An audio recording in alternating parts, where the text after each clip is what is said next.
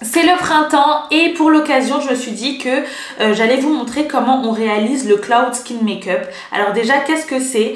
Pour moi c'est un mélange des teints, vous savez, très légers et lumineux qui est en tendance là depuis 2-3 ans avec les teints très mat de l'époque.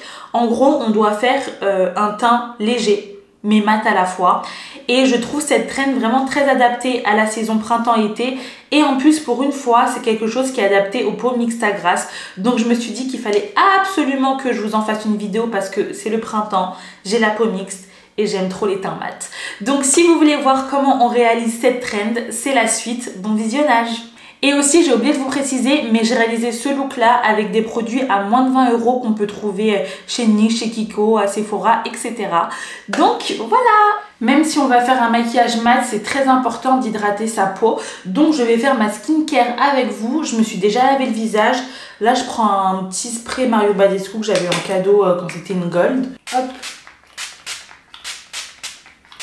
Voilà, j'attends un peu qu'il pénètre. Ensuite, je prends mon acide hyaluronique de chez Aromazone. Je mouille toujours mon visage avant de mettre ce sérum parce que ça va aider pour la pénétration du produit. Hop, j'ai mis 2 pompes que je vais bien répartir partout en tapotant. J'en mets même au niveau de mes cernes, sur mes paupières. Ça, c'est pas un problème, c'est un produit que vous pouvez même mettre sur les cheveux.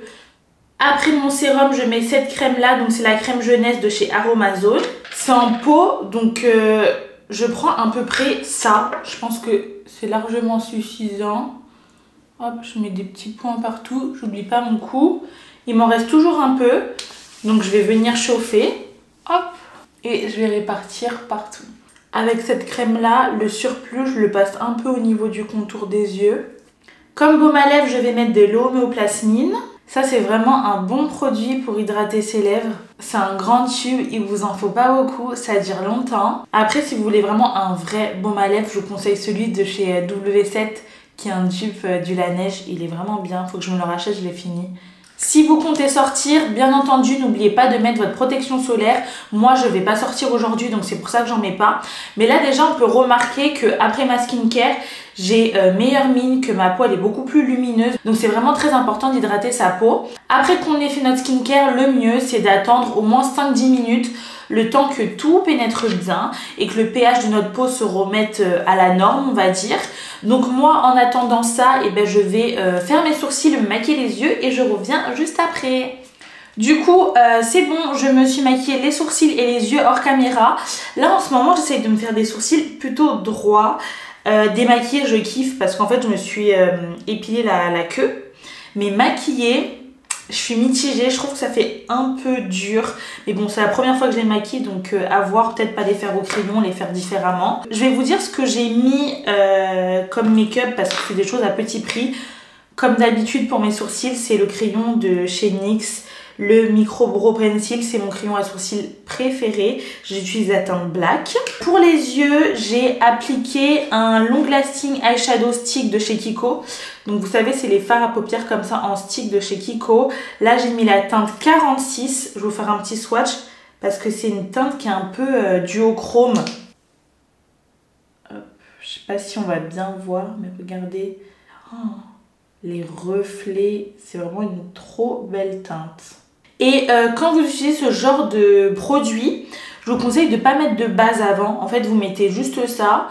Vous pouvez le mettre tout seul. Ou sinon, vous pouvez utiliser ce produit-là comme base et ensuite mettre vos fards à paupières. Quand on met une base avant, je trouve que le produit tient moins bien. Alors que quand on met rien, il tient vraiment super bien toute la journée. Je me suis fait aussi un petit trail liner et j'ai utilisé le Ultimate Pen Long Wear Eyeliner de chez Kiko. Il est pas ouf. En fait, sur le fard, il avait beaucoup de mal à marquer. Et comme mascara, j'ai appliqué le mascara de chez Adopt.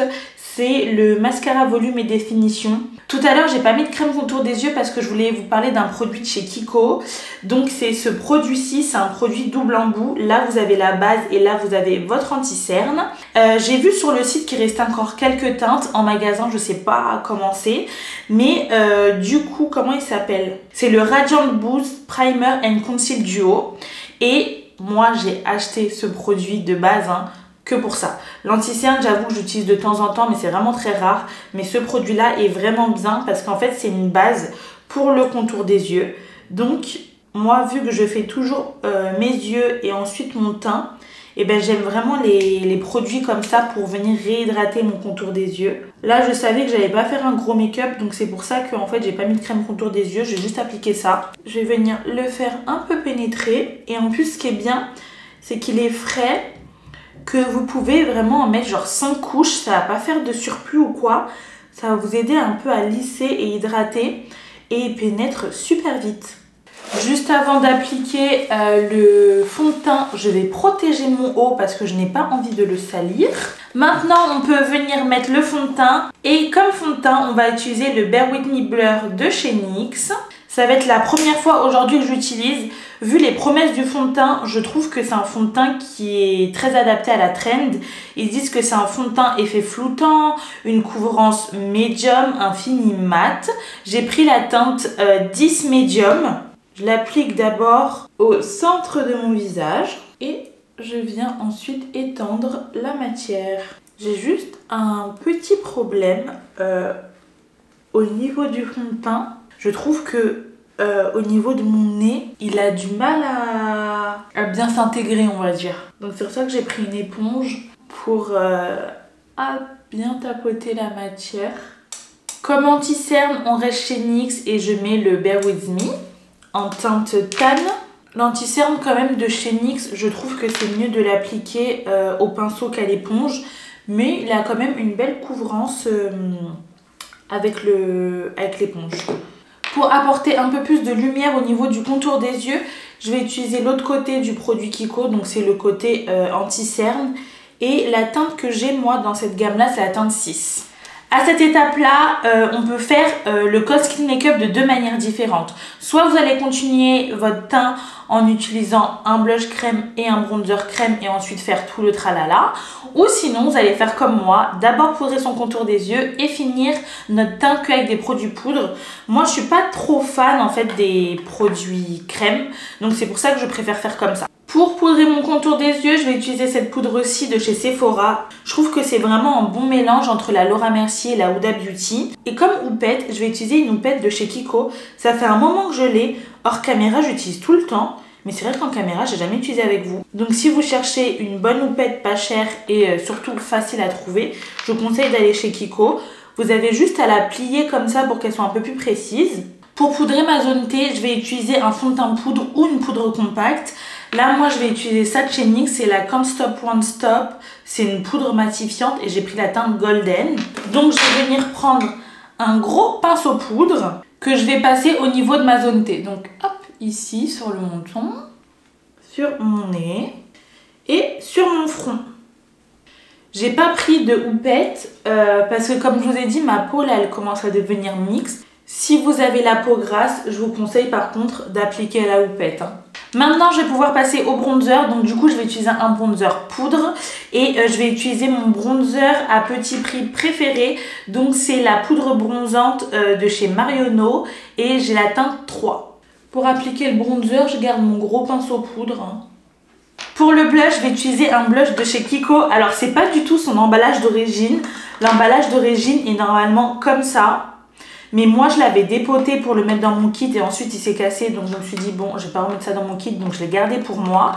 Ce blush-là, je voulais trop vous le montrer en caméra parce que je trouve qu'il a le même fini et la même couleur à peu près que le Dior Backstage en teinte corail. Et comme ça, c'est la teinte 07 et c'est dans la gamme Smart.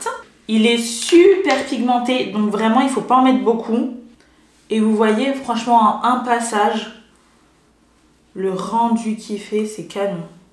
Pour que ça tienne toute la journée et pour bien flouter les matières entre elles, on va mettre un spray fixateur. On va utiliser le spray fixateur de chez Sephora. Tout le monde dit que c'est un dupe du Charlotte Tilbury. J'avoue que j'ai jamais comparé avec le Charlotte Tilbury, mais je trouve qu'il est vraiment bien. Il me fait penser au Charlotte Tilbury, moi, parce qu'en fait, je trouve qu'il faut en mettre énormément pour qu'on sente qu'on a du spray. Donc là, je vais encore en remettre. Là, je pense que c'est bon, j'en ai assez mis. Du coup, je vais laisser sécher et je vais faire mes lèvres en attendant. Hors caméra, j'ai fait mes lèvres. Pour mes lèvres, j'ai utilisé ce crayon-là chez Sephora. C'est le 18 Deep Brown. J'ai tapoté un peu le blush Kiko et ensuite j'ai mis de l'homéoplasmine parce qu'en fait après la vidéo je vais manger, donc je me suis pas cassé la tête pour les lèvres. Et aussi j'ai fixé mes sourcils avec la Brow Glue de chez NYX. Voici le look final et vous voyez on a un teint mat, mais c'est pas un mat plombant, c'est un teint frais, lumineux, assez léger mais qui reste mat pour autant. Et je sais pas, j'aime beaucoup cette trend parce que je la trouve tellement bien adaptée aux peaux mixtes à grasses. Et je trouve mon teint super beau depuis que je fais ce genre de make-up. Donc voilà pourquoi je voulais vous montrer tout ça en vidéo. J'espère que la vidéo elle vous a plu. Si c'est le cas, n'oubliez pas de mettre un petit j'aime pour m'encourager à faire encore plus de vidéos. Et si vous n'êtes pas abonné, ben abonnez-vous. Et puis voilà, je vous fais de gros bisous.